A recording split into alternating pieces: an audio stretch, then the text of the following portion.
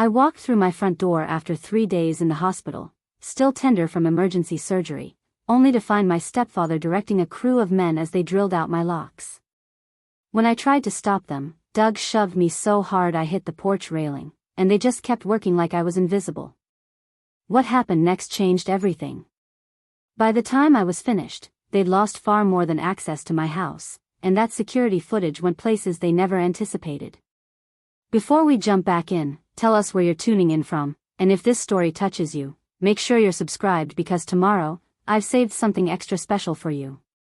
My name is Jennifer Cooper, and at 34, I'd built something most people in Riverside would call impressive. As a licensed physical therapist with my own practice, I'd spent the last decade helping people reclaim their mobility after accidents, surgeries, and injuries that had stolen their independence. The work wasn't glamorous, but it mattered. Every client who walked out of my studio moving better than when they arrived reminded me why I'd chosen this path. The house I bought 2 years ago sat in Riverside's historic Westwood neighborhood, a Craftsman beauty from 1924 that most people had written off as too much work. The previous owner had let it deteriorate for 20 years, but I saw past the peeling paint and sagging porch to the bones underneath. Original hardwood floors buried under stained carpet. Stained glass windows covered in grime but intact. Built-in cabinets with their glass doors still holding the wavy antique panes. This house had been someone's pride once, and I was determined to make it mine. I spent every weekend for 18 months restoring it myself. I learned to strip wood, repair plaster, and match paint colors from century-old samples. The detached garage became my workshop, filled with tools and therapeutic equipment. I converted the sunroom into a consultation studio where clients could meet me in a space that felt warm and hopeful rather than clinical and institutional. Every detail represented hours of research, countless YouTube tutorials, and the kind of stubborn determination that comes from needing to prove you can build something beautiful entirely on your own. Living alone had never frightened me. After watching my mother's independence dissolve into my stepfather's control when I was 9, I'd learned early that self-reliance wasn't just preferable, it was survival. My mother, Linda, had been a vibrant woman once, working as a school librarian with dreams of opening her own bookstore. Then my father died in a workplace accident when I was 8, and grief made her vulnerable to the first man who promised security. Douglas Mitchell swept in like a savior, taking over our finances, our decisions, our lives. He worked in construction management, which mostly meant he knew how to talk a good game about permits and building codes while actual contractors did the real work. By the time I was 10, Mom had quit her job because Doug insisted a wife's place was supporting her husband's career. By 12, I'd learned to stay quiet during his rants about lazy workers, incompetent inspectors, and anyone who dared question his authority. My half-sister Amanda arrived when I was 14, and from that moment, I became invisible. Where I was too serious, too studious, too much like my dead father, Amanda could do no wrong. She inherited Mom's delicate features and Doug's talent for manipulation, growing into a woman who believed charm could substitute for effort. At 29, Amanda had a husband named Brett who picked up occasional handyman jobs, 2 kids she used as props in every argument, and a string of failed businesses that always seemed to be someone else's fault. She'd tried selling wellness products, leveraging my physical therapy credentials without permission. She'd attempted party planning, using my client contacts she'd stolen from Mom's phone. She'd even opened an online boutique that sold exactly 12 items before she got bored and moved on. Each venture ended the same way, with Amanda claiming the world was unfair and Doug backing her up with lectures about family loyalty. Despite everything, I maintained minimal contact. Not close, I'd learned that lesson too well, but civil enough for the occasional holiday dinner I could escape from early. Mom would call every month or so, usually hinting that I should help Amanda more, loan her money, give her connections, support family the way Doug always said I should. I'd learned to make sympathetic noises while mentally cataloging which clients needed follow-up appointments. My life in Riverside was deliberately constructed to keep drama at arm's length. Monday through Friday, I saw clients at my home studio, worked at the downtown clinic I co-owned with 2 other therapists, and attended continuing education courses. Weekends were for restoration projects, farmers market visits, and quiet dinners with colleagues who understood that success required boundaries. I'd dated occasionally, but nothing serious. There'd been Marcus, a fellow therapist who couldn't understand why I wouldn't combine our practices after 6 months.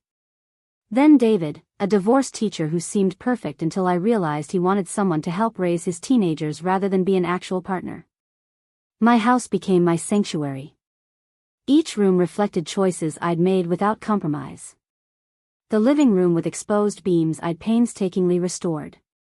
The kitchen with vintage appliances I'd refurbished myself. The studio where clients felt safe enough to cry about their limitations and celebrate their progress. And always, I'd return to the master bedroom with its original built-in bookcases I'd spent weeks refinishing, feeling grateful for the space I'd created entirely through my own effort. I should have known that success built by a woman alone would eventually become a target. In families like mine, achievement isn't celebrated, it's resented, envied, and ultimately attacked. But that Tuesday morning 3 weeks ago, as I prepared for a full day of client appointments, moving carefully through my morning routine in my peaceful home, I felt nothing but contentment. The pain started during my 11 o'clock session. Sharp, sudden, radiating from my lower right abdomen. I finished the appointment through sheer stubbornness, but by noon I was on the floor of my bathroom, unable to stand. My associate from the downtown clinic found me there an hour later when I didn't show up for our staff meeting. The emergency room doctor diagnosed acute appendicitis. I was in surgery within 3 hours. The hospital kept me for 3 days. Standard recovery, they said, but I needed rest, no heavy lifting, no stress. My associate promised to handle my client load. My neighbor, Mrs. Park, offered to water my plants. Everything seemed managed. I'd given no one a key except Mrs. Park, who'd lived next door for 30 years and treated my restoration project like her own grandchild. I should have called someone when Mom showed up at the hospital on day 2. I should have questioned why she was asking so many questions about my house, about whether I'd given anyone access, about my insurance and finances. But I was medicated and exhausted, and some part of me still wanted to believe my mother cared about my well-being rather than gathering intelligence. The discharge nurse wheeled me out on Thursday afternoon with strict instructions. Rest for a week. No lifting anything over 10 pounds. Watch for signs of infection. I'd arranged for a rideshare home, not wanting to burden friends. The driver helped me to my porch, commenting on how beautiful the restoration work was. I thanked him, reached for my keys, and stopped. The lock was different.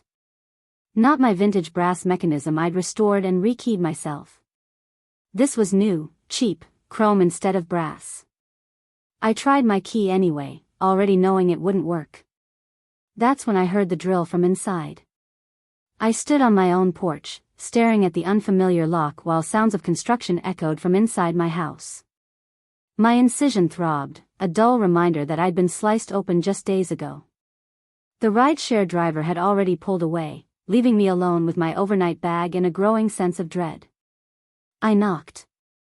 Pounded, really, despite the pain it sent through my abdomen. The drilling stopped. Footsteps approached. The door opened 6 inches, held by a chain I'd never installed. Doug's face appeared in the gap, his expression shifting from surprise to something harder. Jennifer. You're back early. Early? My voice came out thin, strained. I was discharged. This is my house. What are you doing here? Your mother was worried about the place sitting empty while you recovered. We're helping secure it. Some of the locks were looking worn. By changing them without my permission? I pushed against the door. The chain held. Let me in. Now. Doug's jaw tightened. You're in no condition to be alone. Doctor said you needed supervision. Your mother thought it best if family stayed here, made sure the place was properly maintained. I never asked for that. I never gave you keys. Your mother has rights. She's still your parent, and this house, well, it's really family property when you think about it. All that money for the down payment came from your father's life insurance. That makes it community investment. The audacity stole my breath. My father's insurance had gone into a college fund my mother was supposed to protect. I discovered at 18 that Doug had used it for a boat. Every cent of this house came from loans I'd taken, grants I'd earned, years of saving every dollar from 2 jobs during graduate school. That's not how property ownership works, Doug. This house is in my name. I have the deed. Now open this door or I'm calling the police. His face darkened. Always so hostile. Your mother said you'd react this way. Ungrateful. We're trying to help, and you throw threats around. He stepped back. Brett, keep working. She's just confused from the medication. I glimpsed movement behind him. Brett, Amanda's husband, appeared in my hallway holding a power drill. Behind him, 2 other men I didn't recognize carried my filing cabinet, the one containing client records, toward my studio. Stop. I shoved harder against the door. The chain bit into the frame but held. Those are confidential medical files. You can't touch those. Doug moved fast for a man his age. Preparing and narrating this story took us a lot of time, so if you are enjoying it, subscribe to our channel, it means a lot to us. Now back to the story. His hand shot through the gap, catching my shoulder and pushing. Hard. I stumbled backward, my surgical sight screaming in protest. My legs tangled in my overnight bag. The porch railing caught me across the lower back, and for one terrible moment I thought I'd go over. I grabbed the post, held on, managed to stay upright. You need to calm down, Doug said, his voice carrying that particular tone of someone who believes shouting instructions at an upset person has ever worked. You're going to hurt yourself thrashing around like that. This is for your own good. I pulled out my phone with shaking hands. My fingers fumbled across the screen. Doug watched through the gap, unconcerned. Go ahead and call. I know Sheriff Martinez personally. Play golf with him every Thursday. He'll tell you the same thing I am. Family has a right to protect property, especially when the owner is incapacitated. I'm not incapacitated. I had appendix surgery, not a lobotomy. You're on pain medication. That affects judgment. Your mother has documentation that you weren't thinking clearly at the hospital, asking confused questions, forgetting things. We're acting in your best interest until you're fully recovered. The lie was so smooth it took me a moment to recognize it. Mom's visit, all those questions about my medications, my discharge instructions. She'd been building a case. I dialed anyway. My hand steadied as the call connected. Riverside Police, what's your emergency? I'm Jennifer Cooper at 847 Maple Street. I've returned from the hospital to find people have changed my locks and won't let me into my own home. My stepfather just pushed me. I need an officer here now. Doug's expression shifted slightly. Not quite worried, but recalculating. The dispatcher's voice was professional, calm. Are you injured? Do you need medical assistance? I'm recovering from surgery. The push aggravated my incision, but I'm standing. I need access to my house and these people removed from my property. Officers are on their way. Stay on the line. Are the individuals still inside? Yes. At least 4 men.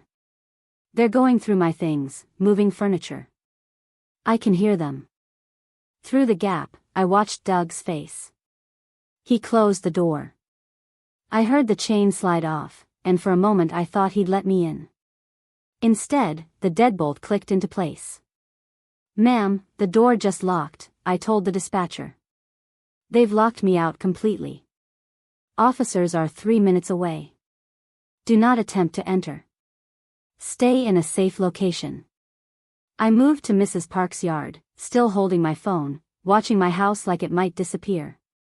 Through the windows, I could see movement. Someone carried a box past the living room window. Another figure moved through my studio, silhouetted against the afternoon light. Mrs. Park's door opened. She emerged in her gardening apron, pruning shears in hand, taking in the scene with the sharp assessment of someone who'd survived 83 years by paying attention. Jennifer? Aren't you supposed to be resting? They changed my locks. Doug and Amanda's crew. They won't let me in. Her expression hardened in a way I'd never seen.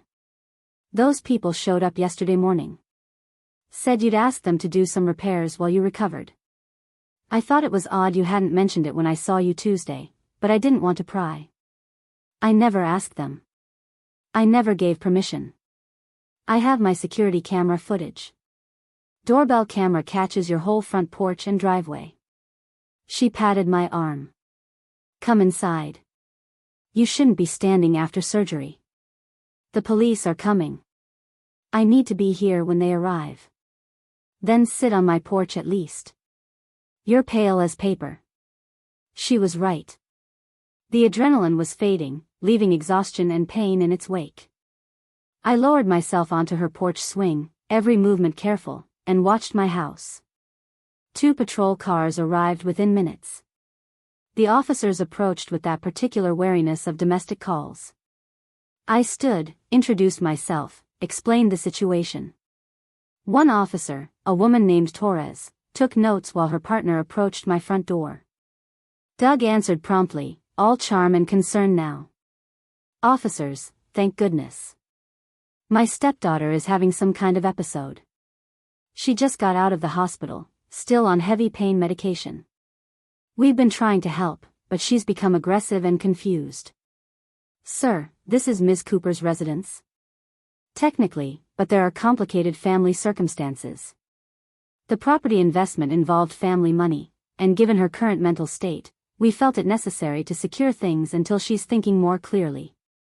Officer Torres turned to me.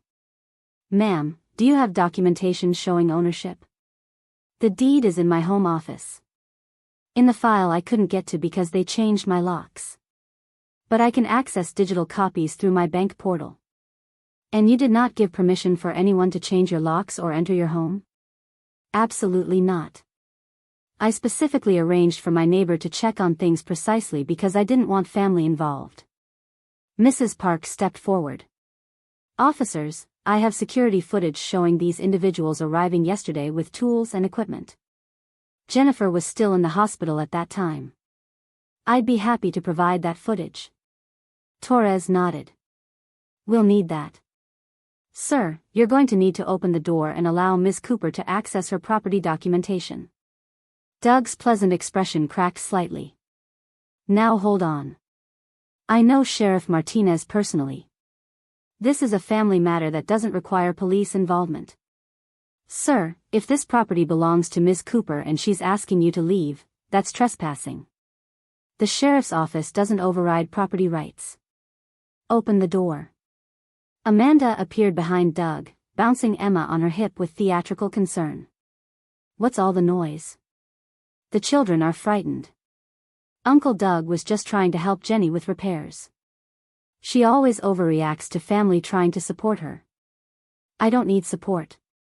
I need my house back. Amanda's face crumpled into practiced tears. See? She's being so hostile. We were worried about her being alone after surgery. Mom said she seemed confused at the hospital, and we just wanted to make sure she was safe. Is that a crime? Caring about family? Officer Torres remained unmoved. Ma'am, caring about family doesn't include changing locks without permission. Sir, I need you to open this door now, or we'll treat this as a criminal trespass situation. Doug's calculation was visible. He could push back, claim rights he didn't have, and end up in handcuffs, or he could retreat and regroup. He chose retreat. Of course, officer. I was just concerned about my stepdaughter's well-being. The door was already unlocked when we arrived. We were securing it for safety. The lie was so blatant I almost laughed. Torres heard it too. Her expression said she'd been doing this job long enough to recognize manipulation. The door opened. I stepped into my own home and stopped. They'd been busy. Furniture rearranged, boxes stacked in corners, my personal items scattered across surfaces. Through the studio doorway, I could see file cabinets open, papers spread across my desk. The built-in bookcases I'd spent 3 months refinishing had been emptied, my books piled haphazardly on the floor. Ms. Cooper, is this how you left your home? No. Everything was organized. My files were secure. These cabinets were locked. Brett emerged from the studio, wiping his hands on his jeans with the casual entitlement of someone who believed his presence needed no explanation. The two other men I didn't know stood in my kitchen, eating sandwiches like they were on a scheduled lunch break. Who are these people? Torres asked. Brett Turner is my sister's husband. The others I don't recognize. They're from my crew, Brett offered. Just helping with some handyman stuff. Doug hired us to update some fixtures, repair some water damage. There is no water damage. My house is sound. I've maintained every system meticulously. Torres surveyed the scene, her partner taking photos with his phone. Everyone except Ms. Cooper needs to leave the premises now.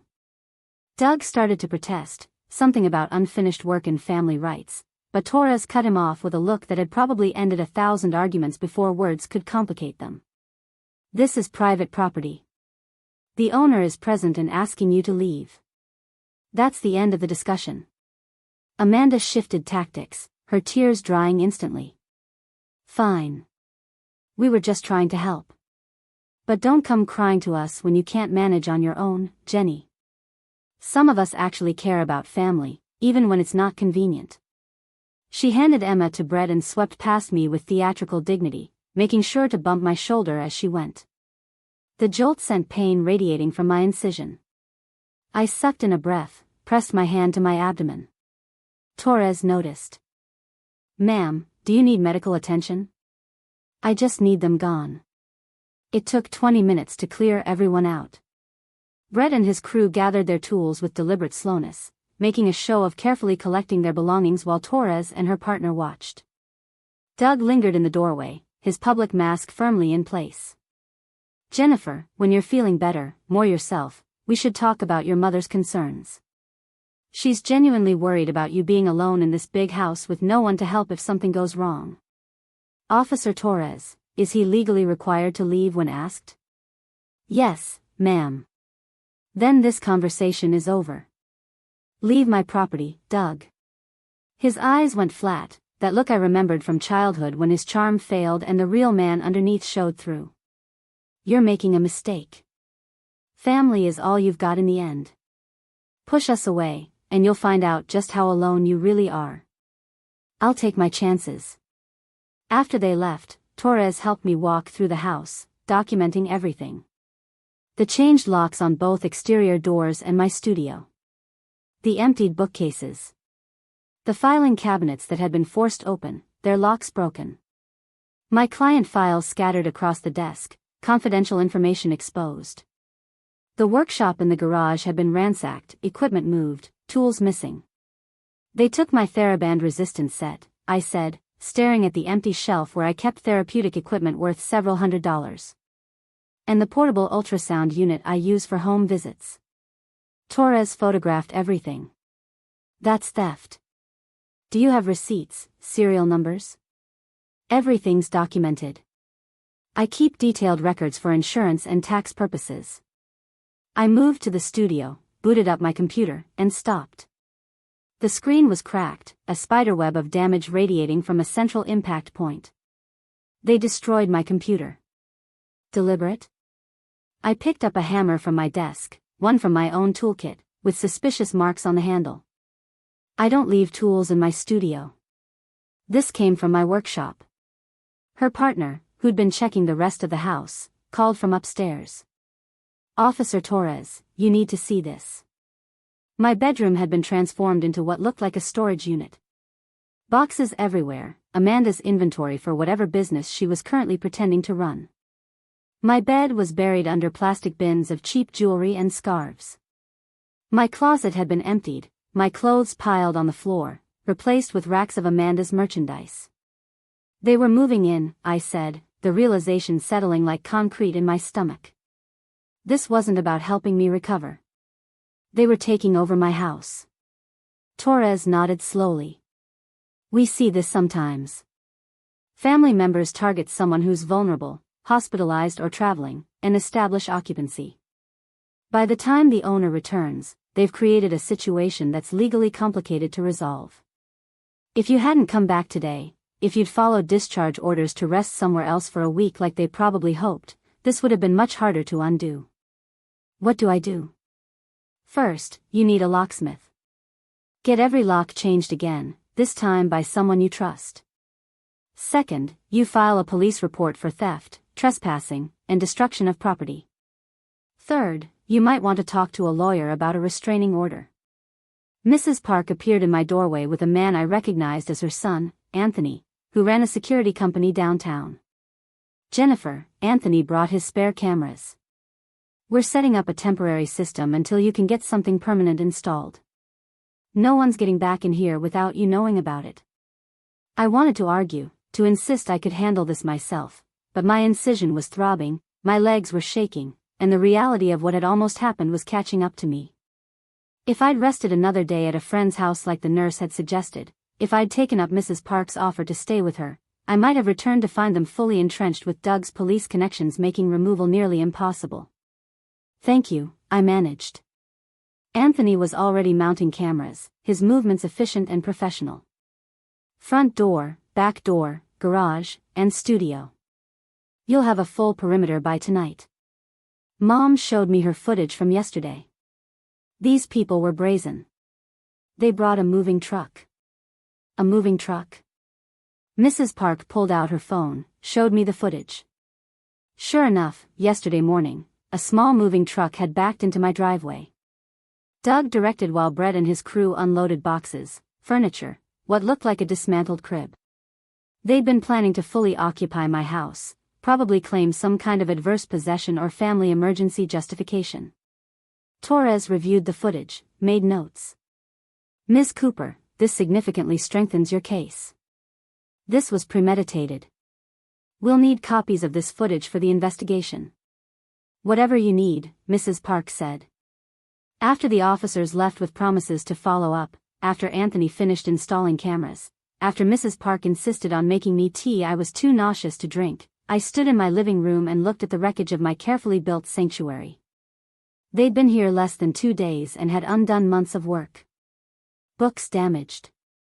Files compromised. Equipment stolen. My bedroom violated. My studio, the space where clients trusted me with their vulnerability and pain, had been turned into a storage facility for Amanda's failed business ventures. I pulled out my phone and started making calls. First, a locksmith who could come immediately. Then my insurance agent. Then my business attorney, Michael Chen, who I'd worked with on clinic partnership agreements. His voicemail picked up. I left a detailed message about what had happened, asked him to call me as soon as possible. The locksmith arrived within an hour, a woman named Sarah who took one look at the cheap hardware Doug had installed and shook her head. This is residential-grade garbage. Your original locks were antique but solid. Whoever did this wasn't thinking about security, just about keeping you out. How long to replace everything? 2 hours for both exterior doors and the studio. I'd recommend upgrading to commercial-grade deadbolts. These old houses are beautiful, but they need modern security. While she worked, I began the task of sorting through the destruction. Every file had to be reviewed to ensure confidentiality hadn't been compromised. Every piece of equipment inventory to determine what was missing. Every room assessed for damage. My hands shook as I worked, partly from pain and exhaustion, partly from rage I didn't have the energy to fully process yet. My phone rang. Michael Chen, calling back within 30 minutes of my voicemail. Jennifer, I just heard your message. Are you safe right now? Yes. Police were here. They're gone. Locks are being changed. Good. I need you to document everything.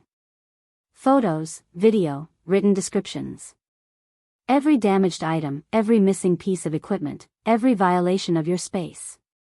Do you have security footage? My neighbor does. Shows them arriving with a moving truck yesterday. Excellent. Email me everything. We're filing for an emergency restraining order first thing tomorrow. This isn't a family dispute. This is criminal trespass, theft, destruction of property, and given your medical condition and the physical altercation, potentially assault. Doug claims he knows the sheriff. Says he has connections. I know Sheriff Martinez too. He's a professional who follows the law. Doug might play golf with him, but that doesn't override property rights or criminal statutes. Trust me, we have solid ground here. After we hung up, I continued documenting every ruined file, every stolen item, every violation cataloged with the same careful attention to detail I used in patient assessments. This was just another kind of injury, and I knew how to treat injuries. You assessed the damage, created a treatment plan, and worked systematically toward recovery. By the time Sarah finished the locks, exhaustion was crushing me. She handed me 3 sets of keys and a list of recommendations for upgraded security systems. Get cameras, get motion sensors, and for what it's worth, get a dog. Nothing stops casual criminals faster than a big dog that barks. Mrs. Park reappeared as Sarah left, carrying a covered dish. Chicken soup. You need to eat something, and then you need to rest. Anthony's monitoring the cameras from his office tonight. If anyone approaches your property, he'll call you and the police. You don't have to do all this. Yes, I do. I watched those people march into your home like they owned it while you were fighting infection in a hospital bed. I watched them treat your beautiful restoration work like a storage facility. Nobody does that to my neighbor. I managed 3 spoonfuls of soup before my body gave up. Mrs. Park didn't push, just covered the bowl and put it in my refrigerator among the condiments and wilted vegetables that were all I'd had time to stock before my emergency surgery. She walked me upstairs, helped me navigate around the boxes Amanda had dumped in my bedroom, and waited while I found clean sheets in the linen closet they hadn't bothered to raid. Sleep came in fractured pieces, interrupted by phantom sounds of drilling and footsteps that turned out to be tree branches against the window. Each time I woke, I checked the camera feed on my phone, watching the empty porch and driveway in grainy night vision. Nothing moved except occasional cars passing on the street and a neighbor's cat making its rounds. Morning arrived with the kind of splitting headache that comes from crying in your sleep. I discovered this when I touched my face and found dried salt on my cheeks. The clock read 6:15. My incision felt hot and tight. When I lifted my shirt to check, the edges were red and slightly swollen. Not infected yet, but angry. I'd pushed too hard yesterday, done too much too soon, and my body was making its opinion clear. Downstairs, I found Mrs. Park had let herself in with the key I'd given her months ago. Coffee was brewing, toast was waiting, and she'd cleared enough space on my couch for me to sit without being surrounded by Amanda's inventory boxes. You need to see a doctor about that incision, she said without preamble. How did you know? You're moving like it hurts more than yesterday. That's not normal healing. That's inflammation. I raised 3 children and a husband who thought admitting pain was weakness. I know when someone's trying to hide discomfort. She drove me to the urgent care clinic where a physician's assistant named Robert examined the surgical site with gentle efficiency. It's not infected, but you've definitely stressed it. What have you been doing? The discharge papers say you had surgery 4 days ago. I came home to find people had broken into my house. There was a confrontation. I had to stand for several hours dealing with police and documentation. His eyebrows rose. That's not ideal post-surgical activity. I'm prescribing stronger antibiotics as a precaution and a better pain medication than what they sent you home with. You need complete rest for the next 72 hours minimum. No standing for extended periods, no lifting, no stress. I have a business to run. You have a surgical wound that needs to heal. Push it now, you'll end up back in the hospital with complications. I've seen appendectomy patients develop hernias from resuming activity too quickly. Is that what you want? It wasn't. I took the prescriptions, let Mrs. Park fill them while I waited in the car, and returned home to find Michael Chen's car in my driveway. He emerged with a leather portfolio and the expression of someone who'd spent the morning preparing for battle. I've filed for an emergency restraining order. Hearing is Monday morning. I've also contacted the district attorney's office about criminal charges. They're very interested in the security footage and the evidence of premeditation. We sat in my living room, which still looked like a crime scene, and went through everything. He recorded my statement, reviewed the photos and videos I'd taken, examined Mrs. Park's security footage showing the moving truck and the systematic invasion of my home. "This is strong," he said. "Very strong." They left a trail of evidence a first-year law student could follow. The question is, how far do you want to pursue this? What are my options? Civil suit for damages, emotional distress, and punitive measures. Criminal prosecution for theft, trespassing, destruction of property, and assault. Restraining orders against all involved parties. Or we can negotiate a settlement where they agree to stay away, return stolen property, and pay restitution without going through lengthy court proceedings.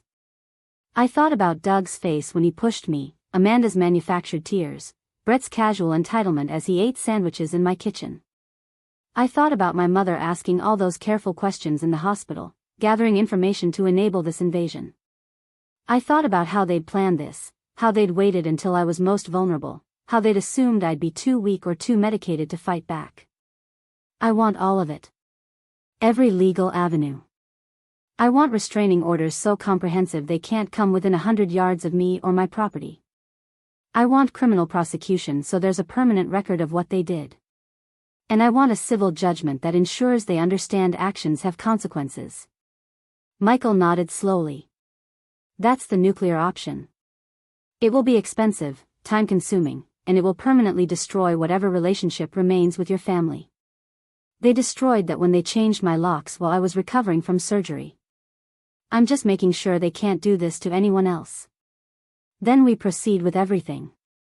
I'll need detailed documentation of every missing item, every damaged piece of property, every hour of work lost due to this situation. Can you provide that? I'm a physical therapist.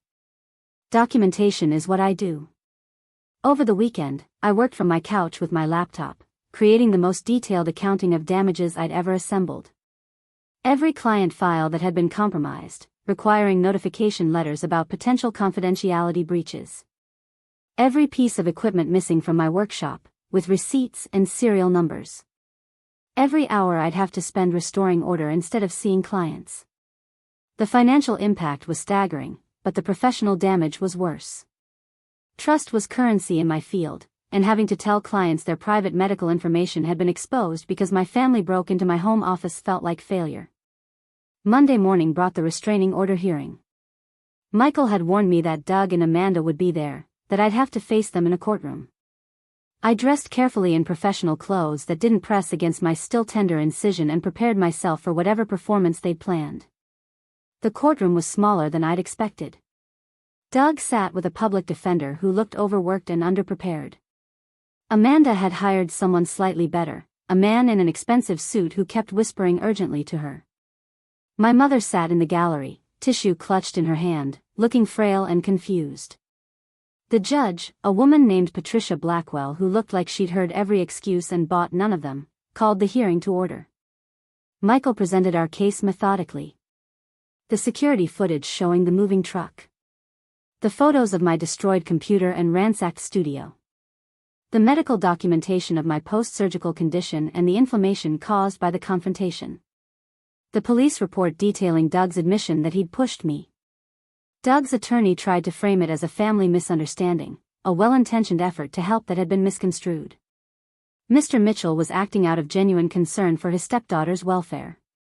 He has no criminal record, strong ties to the community, and decades of service in local construction oversight. This was a family matter that escalated unnecessarily. Judge Blackwell looked at the photos of my destroyed computer, the scattered confidential files, the bedroom full of Amanda's inventory. Counselor, breaking into someone's home while they're hospitalized and changing the locks isn't a family matter. It's criminal trespass. The court finds sufficient evidence to grant a temporary restraining order against Douglas Mitchell, Amanda Turner, and Brett Turner. They are prohibited from coming within 100 yards of Ms. Cooper or her property. A full hearing will be scheduled for 3 weeks from today to determine if this should become permanent. Amanda's attorney stood. Your Honor, Ms. Turner has 2 small children who attend Riverside Elementary, which is located within 2 blocks of Ms. Cooper's home. This restraining order would prevent her from taking her children to school. Then Ms. Turner should have considered that before she participated in illegally occupying her sister's home. She can arrange alternative transportation for her children or enroll them elsewhere. The restraining order stands. Amanda's face crumpled into genuine tears this time, not the practiced theatrical ones. Doug's jaw worked as he stared at me across the courtroom with pure hatred.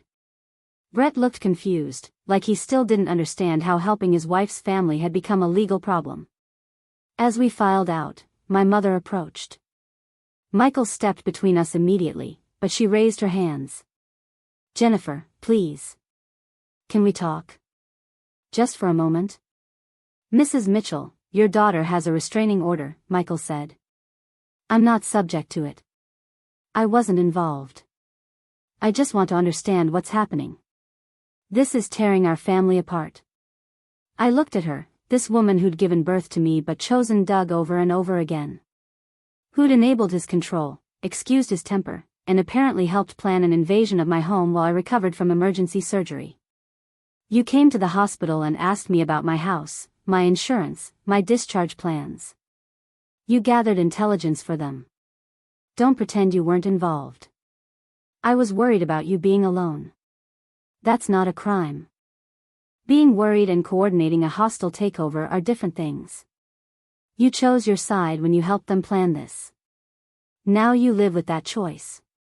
Michael escorted me to his car while Mom stood on the courthouse steps, looking smaller than I'd ever seen her. Part of me wanted to comfort her, the daughter who still remembered bedtime stories and birthday cakes before Doug arrived. But that person was gone, replaced by someone who'd helped orchestrate an invasion of my home while I fought infection in a hospital bed. The criminal charges moved forward with surprising momentum. The district attorney assigned a prosecutor named Lisa Park who specialized in property crimes and had no patience for entitled behavior wrapped in family justifications. She called me 2 days after the restraining order hearing with news that felt like vindication and dread mixed together. "We're charging Douglas Mitchell with assault, criminal trespass, and theft. Amanda and Brett Turner are facing trespass and theft charges. The evidence is overwhelming. Mrs. Park's security footage alone is enough for conviction, but combined with your medical documentation and the police report, this is about as solid as cases get. What kind of sentences are we looking at?" For Doug, potentially 2 years on the assault charge alone, plus consecutive sentences for the other charges. Amanda and Brett are looking at 18 months to 2 years. These aren't first-time offenders trying to feed their families. These are adults who deliberately targeted a vulnerable woman and tried to steal her home. The preliminary hearing happened 3 weeks later. I sat in the gallery while prosecutors presented the evidence. Doug maintained his innocent expression, but I watched it crack when Lisa played Mrs. Park's footage showing him directing the moving truck, pointing at windows, clearly coordinating a planned occupation rather than a spontaneous welfare check. Amanda cried through most of her testimony, talking about her children and her struggles and how she'd only wanted to help her sister. The prosecutor let her finish, then asked a single question. "Ms. Turner, if you wanted to help your sister recover, why did you fill her bedroom with your business inventory instead of preparing it for her return?" Amanda had no answer for that. Brett took a plea deal, agreeing to testify against Doug and Amanda in exchange for probation and restitution payments. During his deposition, which Michael let me watch via video, he revealed details I hadn't known. They'd been planning this for months, since before my surgery. Doug had been monitoring my social media, tracking when I posted about home improvement projects, calculating the value of my restoration work. When Mom called to say I was having emergency surgery, they'd seen their opportunity. Doug said it was wasted on her, Brett testified, his voice flat. Said she was selfish keeping a big house to herself when Amanda had kids who needed space. He figured if we moved in while she was vulnerable, we could claim we were helping, and by the time she was strong enough to fight, we'd have established residency. He knew people at the sheriff's office who'd back him up on family rights. The trial itself lasted 4 days. I testified about coming home to changed locks, about Doug pushing me while I was still recovering, about finding my professional files scattered and my equipment stolen. My voice stayed steady through all of it, clinical and precise, the same tone I used when documenting patient injuries. The jury deliberated for 90 minutes. Guilty on all counts for Doug. Guilty on all counts for Amanda. Sentencing was scheduled for 6 weeks later. During those 6 weeks, I rebuilt. New security system with cameras covering every angle. New locks on every door and window. My studio was reorganized with better filing systems and encrypted backup drives for all client records. I hired a college student to help sort through the chaos Amanda had created, matching inventory lists to the junk she'd abandoned in my bedroom. Mrs. Park's son Anthony became a regular presence, upgrading security protocols and teaching me how to monitor everything from my phone. "You'll never feel completely safe again for a while," he said with the honesty of someone who'd worked security for 20 years. "That's normal after a violation like this. But you can build systems that let you trust your space again, even if you can't trust certain people." Sentencing day brought closure I hadn't expected. Judge Blackwell had reviewed the pre-sentencing reports, the victim impact statements, the pattern of entitled behavior that had led to this moment. She looked at Doug with the kind of disappointment usually reserved for people who'd squandered every advantage. "Mr. Mitchell, you're 62 years old with no prior criminal record, and yet you orchestrated a calculated invasion of your stepdaughter's home while she recovered from emergency surgery. This wasn't a momentary lapse in judgment. This was planned, deliberate exploitation of vulnerability. The court sentences you to 3 years in state prison, with credit for time served." Amanda received 2 years, with the possibility of work release after 1 year if she maintained good behavior and made consistent restitution payments.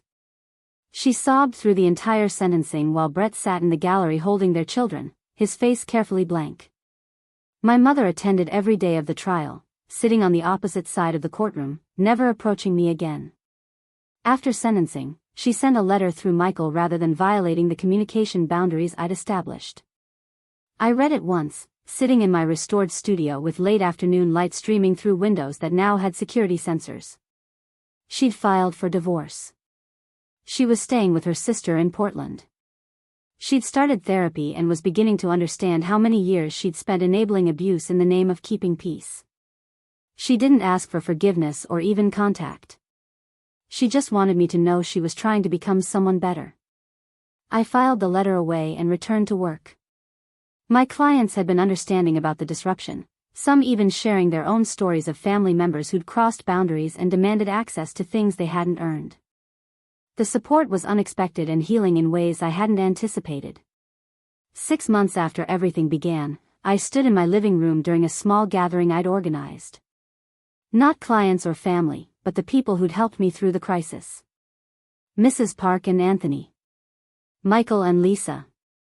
Officer Torres, who'd responded to my call and treated my property rights as non-negotiable. Sarah the locksmith, who'd upgraded my security. Even Robert from Urgent Care, who'd insisted on checking my healing progress. To boundaries, Mrs. Park said, raising her glass of wine. And to people who respect them. To documentation, Michael added with a slight smile. Because good records make good cases. I raised my own glass, looking around at these people who'd become something more valuable than the family I'd been born into. They'd chosen to help me without expecting ownership of my success or space. That was what real support looked like. My phone buzzed with a message from a women's shelter downtown. They'd heard about my case through the prosecutor's office and wanted to know if I'd consider speaking to residents about protecting property rights and recognizing family exploitation before it escalated.